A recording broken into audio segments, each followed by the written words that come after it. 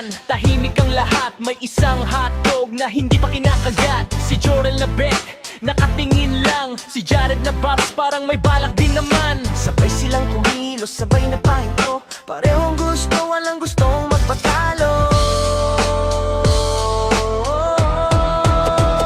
Sino ba ang may karapatang kumuha sa huling hotdog na nasa mesa? Bet o Babs, sino ang panalo? Nauwi sa away ang simpleng biro. Ba ang may karapatang kumuha sa huling hotdog na nasa mesa? Bet o Babs, sino ang panalo? Nauwi sa away ang simpleng biro. So ito, sabi ni Bet ng mabilis, hoy akin yan. Sagot ni Babas nagigil, nagkatinginan, parang may laban. Dahil lang sa hotdog nagkagulo ang samahan. Walang gustong magbigay, parehong matigas. Hanggang sa tumaas ang boses ng malakas.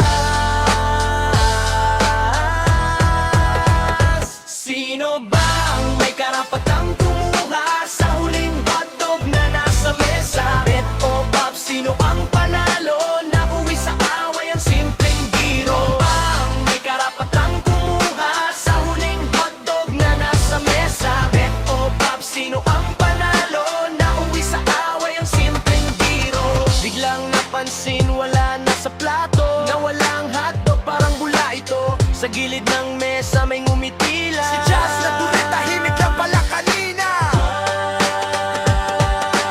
Oops, pasensya na, gutom lang ako. Sabay tawa sila, wala nang gulo. Hindi si Bet, hindi si Babs ang nanalo. Si Turit pala ang kumain